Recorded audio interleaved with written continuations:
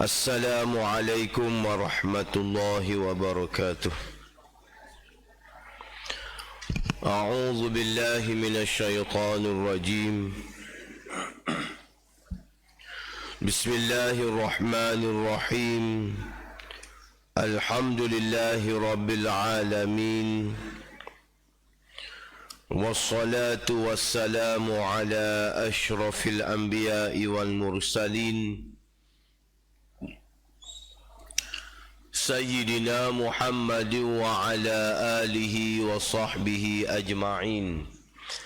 سبحانك لا علم لنا إلا ما علمتنا إنك أنت العليم الحكيم. ولا حول ولا قوة إلا بالله العلي العظيم. اللهم إنا نسألك علما نافعا، ونسألك رزقا طيبا، ونسألك عملا متقبلا. اللهم إنا نعوذ بك من علم لا ينفع، وقلب لا يخشع، وعمل لا يرفع، والدعاء لا يسمع. اللهم لا تؤاخذني بما يقولون، واغفر لي مما لا يعلمون، واجعلني خيرا مما يظنون. أما بعد. Alhamdulillah, sekali lagi kita panjatkan kesyukuran kita ke hadirat Allah kerana kita masih lagi dikekalkan taufik dan hidayah olehnya. Kita masih lagi berada di rumah Allah. Kita masih lagi bersama-sama untuk menunaikan solat berjemaah di masjid, dan kita tambah lagi dengan kita sama-sama berada di dalam majlis ilmu yang sangat disukai oleh para malaikat dan Allah Subhanahu wa ta'ala. Ditambah lagi kita berada pada Sayyidul Ayyam, penghulu segala hari, yang mana ada masa dan saat dan ketika Allah Ta'ala makbulkan doa kita pada hari ini. Kebanyakan ulama kata doa akan dimustajabkan oleh Allah ketika mana doa di antara dua khutbah, doa di antara dua khutbah Jumaat. Tu pandangan yang kuat, tetapi tidak menafikan masa-masa yang lain pada hari Jumaat. Apapun hari Jumaat ni, kita banyakkanlah bersembahyang, berdoa, munajat dan juga sebagainya. Mudah-mudahan Allah Ta'ala terima doa kita, dan mudah-mudahan Allah Ta'ala berkati, Allah Ta'ala rahmati dan limpahkan kurniaan yang sangat banyak kepada kita, iaitu orang-orang yang beriman kepada Allah Subhanahu wa ta'ala. Kita sambung lagi pengajian Hayatut Tabi'in yang seterusnya bernama Iyas bin Muawiyah Al-Muzani. Iyas bin Muawiyah Al-Muzani. Beliau hidup pada zaman Khalifah Umar bin Abdul Aziz. Beliau hidup pada zaman Sayyidina Umar bin Abdul Aziz, yang mana ada pandangan daripada ulama mengatakan beliau adalah khalifah yang kelima.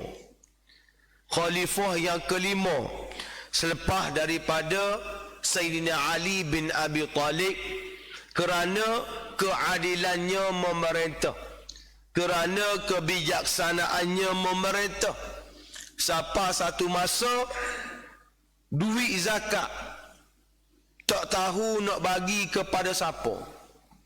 Duit zakat melimpah ruah kerana rakyat di bawah pemerintahan dia duit banyak. Rakyat duit banyak. Siapa zakat ni tak tahu nak bagi kepada siapa. Hak layaknya tak ada. Ni nak ayatnya kehebatan pemerintahan Saidina Umar Abdul Aziz. Pada suatu hari dia nak latih seorang hakim di Basrah. Dia nak latih seorang hakim di Basrah. Maka menjadi kepayahan kepada dia kerana di hadapan dia, dalam kepala dia ada dua orang yang alim, dua orang yang hebat sebagai calon untuk dilantik menjadi hakim ataupun qadhi. Kalau dalam kepala dia ada seorang, tak apa, ni ada dua. Yang pertama bernama Iyash bin Muawiyah Al-Muzani. Yang kedua bernama Al-Qasim bin Rabi'ah Al-Harith. Dua orang dari kepala otak dia hak nak lantik jadi qadhi di Basrah. Cuma dua-dua ni alim, dua-dua ni layak, dua-dua ni mempunyai ilmu yang banyak. Maka menjadi kesukaran kepada dia untuk dia pilih. Maka dia memerintahkan supaya pegawai dia dipanggil dua orang ulama ni, dua orang calon qadhi ni untuk dia adili, untuk dia adili dan dilantik menjadi qadhi. Maka marilah dua orang calon tu, iaitu Iyash dan juga Al-Qasim.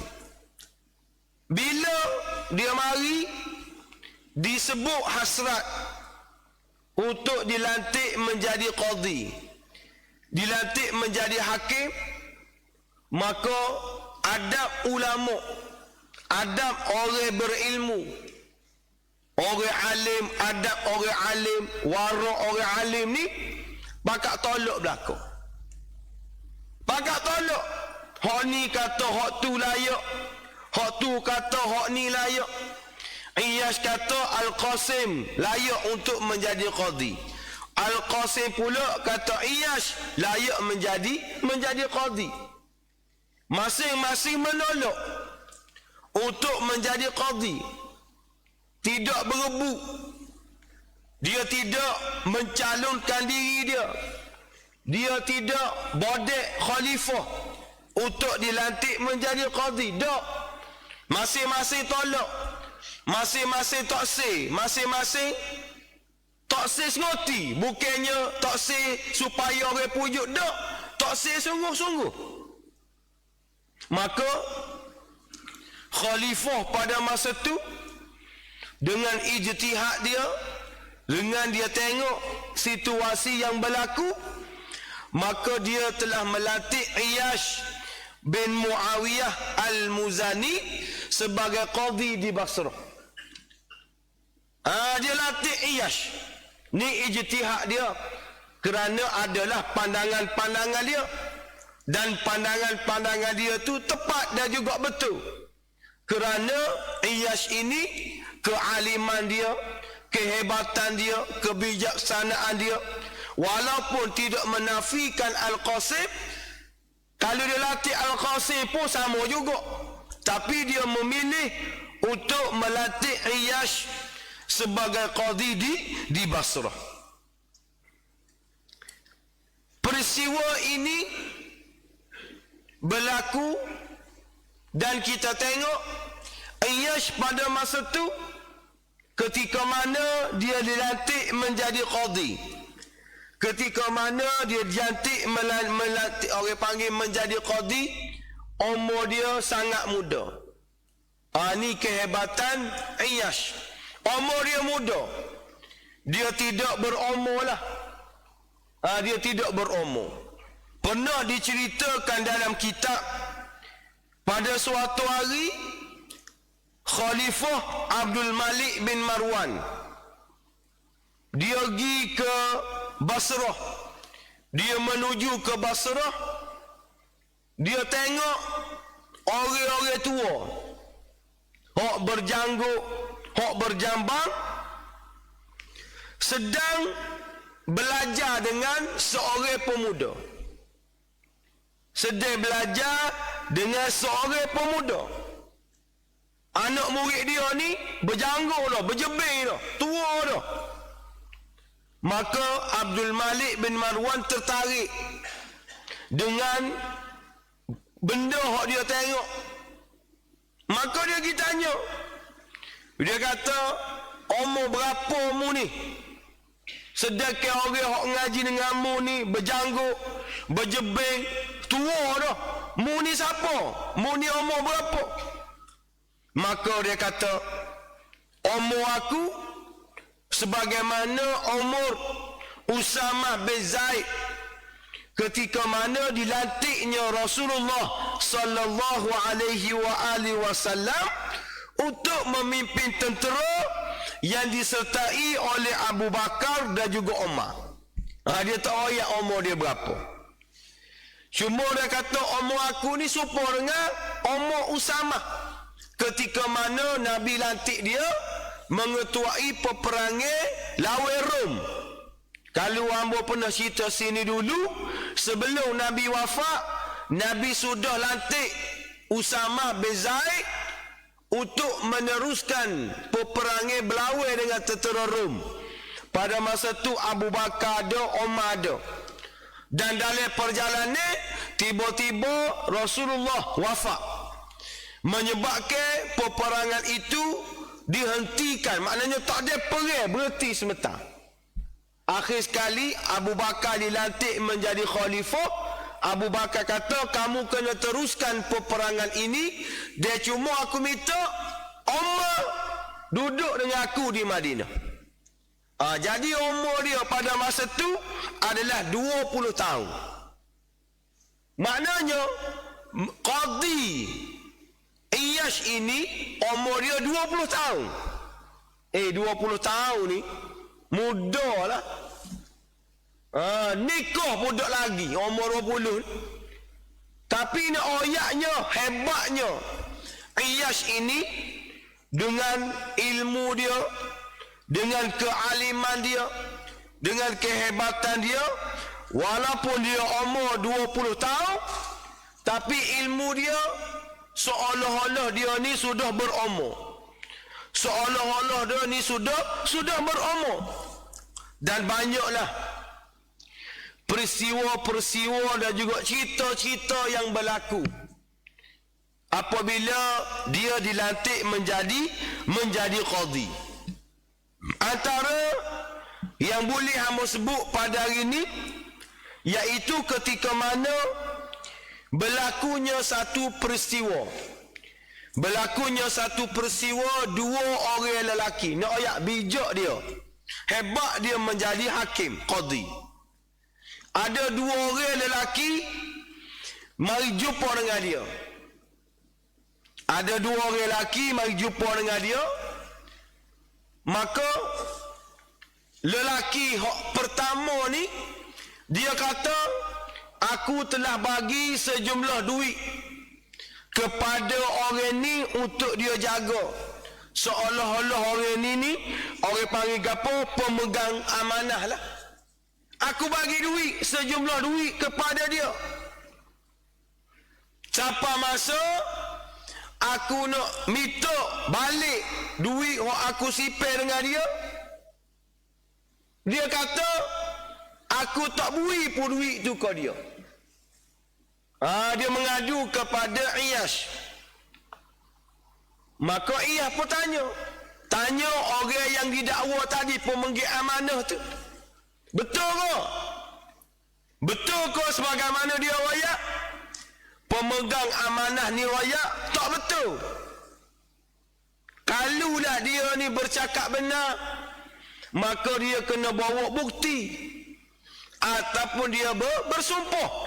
Al-bayyinatu ala mudda'i wal yaminu ala man ankara. Kaedah sebut al-bayyinatu ala mudda'i. Orang yang mendakwa dia kena bawa bayinah, kena bawa bukti. Wal yaminu ala man ankara. Dan orang yang dituduh dia kena bersumpah. Ini kaedah qadhi, kaedah hukum dalam Islam. Al-bayyinatu ala mudda'i wal yaminu ala man ankara. Kalau dia tuduh aku, mana bukti dia? Sebab tu tempat kita ni terbalik. Orang yang kena tuduh, dia kena bawa bukti. Tak betul. Mu tuduh aku, mu lah bawa bukti, bukan aku kena bawa bukti. Si A tuduh si B. Dunia kita pada hari ini, si B kena bawa bukti menafikan tuduhan si A. Tak betul. Dalam kaedah agama, kalau mu tuduh si B, mu kena bawa bukti. Mu kata dia lagu ni, mu kata dia lagu ni. Mana bukti? Mu kena bawa.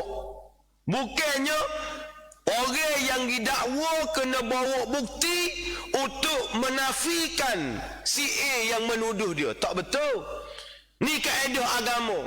Al-bayyinatu ala mudda'i wal yaminu ala man ankara. Sebagaimana kaedah kita dalam agama lah. Hak ni hak kita pakai. Contoh, kita tuduh orang berzina, wal'iyazabillah. Kita tuduh orang yang lewat. Kita hak dakwa ni kena bawa bukti. Wallazina yarmunal muhsanat thumma lam ya'ti bi arba'ati syuhada fajriduhum samanina jaldah. Allah Ta'ala kata, siapa-siapa yang menuduh orang yang beriman ini berzina ataupun lewat, dia kena bawa 4 orang saksi. Kalau tak ada 4 orang saksi, fajliduhum samanina jaldah. Mu kena sebab dia. Sebab siapa? Orang yang tuduh tu sebanyak samanina jaldah, 80 kali sebatan. Bukannya orang yang dituduh tu kena bawa 4 orang saksi. Tak. Mu tu, pendakwa tu kena bawa 4 orang saksi. Ini kaedah dalam agama. Maka dia jawab lagu tu. Maka Iyas kata, mu ingat ke tak? Mana mu bagi duit tu kepada dia? Dia pun nengung. Acu mu ingat. Mu bagi mana kepada dia? Dia pun teringat. Aku bagi di bawah pokok. Aku berhenti di satu tempat dengan dia, di bawah pokok. Maka situlah aku bagi duit kepada dia. Maka Iyas kata, mungkin semula ke tempat, ke pokok, hok mu bagi kepada dia. Dulu tak ada CCTV. Mungkin semula tempat pokok, hok mu bagi duit kepada dia. Mu tunggu sini. Dia suruh hok si pendakwa tu pergi cari, pergi tengok semula, takut-takut ada sana. Hok kena dakwa ni tunggu tempat dia. Ni strategi dia. Dia orang cerdik. Dia tidak buat saja-saja. Lepas tu hold sebentar. Bila-bila tunggu kawan tu pergi cari pitih tempat dia, dia pun mengadili masalah-masalah yang lain. Bila-bila dia duduk mengadili masalah-masalah yang lain, dia duduk perhati tengok kohok pemegang amanah ni. Dia tengok nampak relax molek dia. Nampak relax, nampak tenang. Moga CCTV tak ada, saksi tak ada, agreement tak ada. Maka kalau betul kak, sejuk-sejuk boleh pitih tu ke dia. Dia pun kata, Iyas pun kata, aku tengok mu ni tenang, mu ni relax. Dia kata, aku tengok ni mu tenang, aku tengok mu ni relax. Dia kata, agak-agak mu tahu kau dia ni sudah siapa tepat hak dia bagi duit kepadamu. Aku nampak mu ni relax, aku nampak mu ni cool.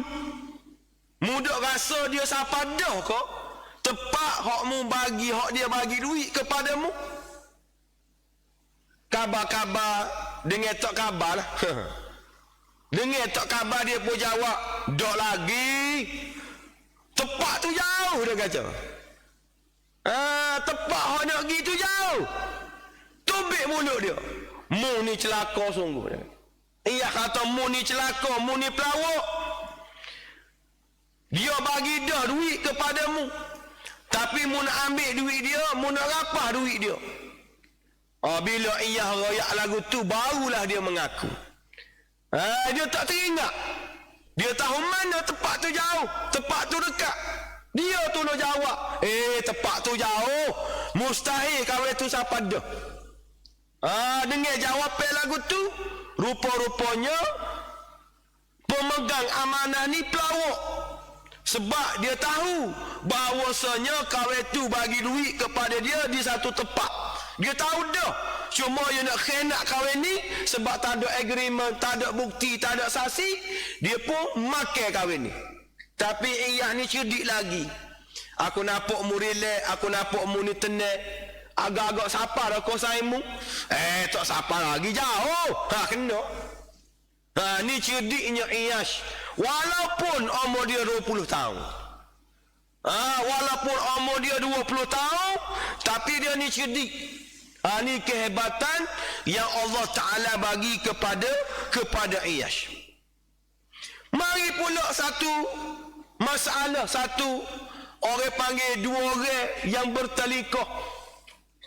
Bertelikah tu sebab apa? Sebab orang si B ni curi pakaian dia.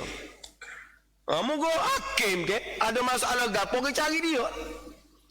Kahwin ni baju dia contohlah dia panggil sini dia panggil qatifah. Qatifah ni supaya muda-muda gak orang panggil jubah hak lilit tubuh kita lah. Hak tu lilit kepala. Dia kata aku ada baju lah muda-muda. Aku ada baju hak tutup kepala aku ni warna hijau. Aku pergi mandi dengan dia. Hak dia pula ada warna merah. Dia warna hijau, aku pakai baju warna hijau, dia pakai baju warna merah. Aku pergi mandi di satu tempat. Aku turun sekali dengan dia. Lepas tu cuma dia bangun dulu. Dia naik dulu. Tiba-tiba aku naik ke dia. Baju aku tu tak ada. Tak ada orang lain. Hak curinya dia lah. Tiba-tiba aku tanya dia, mana baju aku? Dia kata, bajumu tak ada. Aku tak tahu duduk mana. Barang payah berlaku sebab tak ada saksi. Tak ada supaya kita. Tak apa ada CCTV ke apa semua. Mari jumpa dengan Iyash. Dia royaklah lagu ni. Maka Iyash pun, aku nak sisir. Moga dia baru lepas mandi kan. Aku nak sisir. Maka pegawai pergi ambil sisir. Maka dia sisir rambut sore-sore. Dia sisir rambut. Bila dia sisir rambut, tubiklah benih hak warna merah. Dia kata hak ni hak mu warna merah. Dia pun sikap pula hak ni tubik warna hijau. Dia kata baju ni hak mu. Jadi rupa-rupanya mu ni ambil sengoti barang dia. Mu kena hantar balik. Sebab baju tu duduk tangan dia. Dia sikap-sikap tubik rambut benih warna merah. Tangan dia ada baju warna hijau. Kahwin ni baju rambut warna hijau, tak ada pakaian. Maka dia kata mu ambil sengoti baju dia. Sebab ni bukti benar. Hak aku sikap daripada rambut mu, maka mu kena atas semula baju kepada dia. Ni banyak lagi lah cerita-cerita hak ambo boleh royak. Cuma disebut dalam ni, dia kata dia mengaku ramai-ramai orang hak aku sesah masalah sebagai qadi. Ada peristiwa yang berlaku, satu-satunya peristiwa yang berlaku, aku tak boleh nak jawab, aku tak boleh nak sesah masalah dia. Ramai-ramai bijak-bijak dia jadi qadi di Basrah ni, ada satu kes aku tak boleh nak sesah kes dia. Dia pun cerita. Dia kata pada suatu hari ada orang mengadu kepadaku berkenaan dengan sebidang kebun. Satu orang panggil apa? Satu kebun. Sebuah kebun yang dipertikaikan hak milik dia oleh dua orang. Satu kebun ni pakat dia royak, hak ni hak aku, hak ni hak aku. Maka orang hak jadi saksi tu, dia bawa, orang panggil gapo, dia bawa bukti-bukti yang mengatakan kebun ni hak dia. Dia royak ada gotu, ada pokoknya lah, ada pokok durian lah, ada pokok moktel lah, macam-macam dia royak kepada Qadhi Iyash. Maka bila dia royak lagu tu gini, Iyah pun tanya dia, berapa jumlah pokok dalam kebun tu? Dia tanya jumlah. Kau ini royak ada pokok durian, ada pokok moktel, ada pokok nakau, macam-macam dia royak. Jadi Iyash ni nak uji dia, dia pun tanya, berapa jumlah pokok ada dalam kebun kamu royak ni? Maka hak jatuh tu nengung. Lepas tu dia pun akak kepala, dia pun tanya, wahai Qadhi, aku nak tanya mu, berapa lama kamu menjadi qadhi di sini? Dia kata. Dia tanya balik, berapa lama mu jadi tok qadhi sini? Dia kata, lama dah aku jadi qadhi sini. Aku nak tanya mu, berapa jumlah papai di bumbung? Berapa jumlah papai yang ada di bumbung mu ni? Dia tanya balik. Kau itu nengung. Aku tak boleh nak jawab. Tak boleh nak jawab bila dia tanya berapa bilangan papai yang ada di bumbung tu, menengung dia. Dia kata, aku mengaku kalah. Aku sendiri pun tak boleh nak jawab berapa bilangan. Kalau kita galik duduk semari sini, orang tanya Tia ada berapa, tak boleh nak jawab. Bukannya mai bila Tia. So dua tak boleh jawab pun. Maknanya lagu tu lah situasi dia. Dia royak dah, kebun dia ada pokok gini, pokok gitu. Berapa jumlah? Kebun ni luah, nak bila sasa. Dia pun tanya, bumbung papai di bumbung ni ada berapa? Dah mu tanya aku lagu tu kak. Dia kata, ni aku tak boleh nak jawab, dia kata. Jadi kebun tu memang milik dia sungguh lah. Akhir sekali, Iyash ni ketika mana umur dia 76 tahun. Umur dia 76 tahun, dia bermimpi jumpa dengan ayah dia naik kuda. Ayah dia mati lah, mati dah ayah dia. Ketika mana umur dia 76 tahun, dia mimpi naik kuda dengan ayah dia. Naik kuda dengan ayah dia, maknanya dia dengan ayah dia je dalam mimpi tu. Maka dia pun tanya isteri dia. Lepas dia mimpi tu, dia panggil isteri dia, dia tanya, mu tahu ke tak? Hari ni hari gapo, malam ni malam gapo, malam ni malam gapo. Dia pun kata, bini dia kata, aku tak tahu. Dia kata hari ni, dia juga malam ni genap lah ayah aku meninggal dunia, umur dia 76 tahun. Genap umur dia 76 tahun, ayah aku meninggal dunia. Maka dengan izin Allah, lepas sembahyang subuh, dia mati. Maknanya dia mimpi tunggal kuda dengan ayah dia tu, tanda-tanda dia nak mati. Satu usia dengan ayah dia, sama usia dengan ayah dia, iaitu 76 tahun.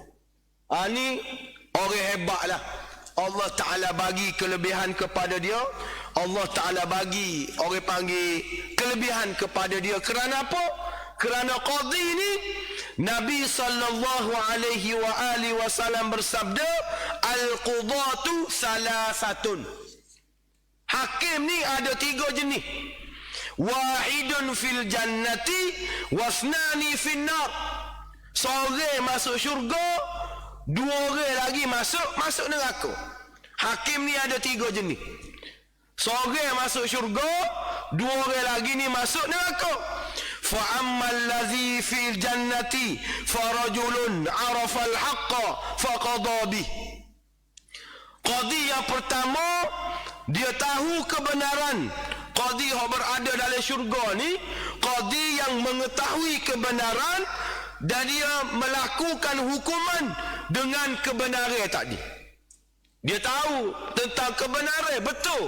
Dan dia menghukum kebenaran itu dengan hukuman dia. Wa rajulun arafa al-haqqa fajara fil hukmi fahuwa finnar. Hok masuk nerakanya gapo? Qadi yang tahu kebenaran lalu dia telah meletakkan hukuman yang zalim dalam hukuman dia, maka dia duduk dalam neraka. Wa rajulun qadha lin-nasi ala jahlin fahuwa finnar, katanya Nabi. Yang kedua, qadi yang menghukum di kalangan manusia dalam keadaan jahil, maka dia letakkan hukuman, dia pun masuk neraka. Sore aja, satu jenis saja hok masuk syurga, dia tahu kebenaran, maka dia menghukum dengan kebenaran tadi.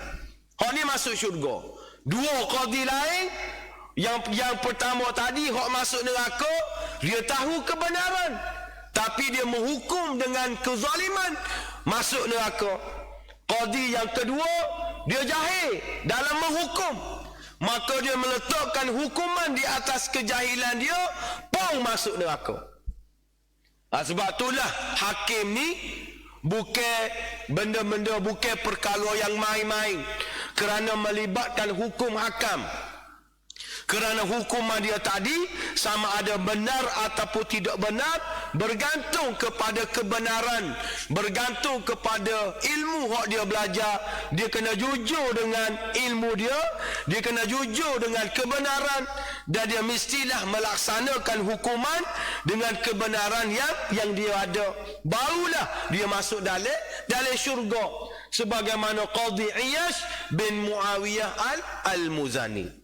أقول قولي هذا أستغفر الله العظيم لي ولكم والسلام عليكم ورحمة الله وبركاته.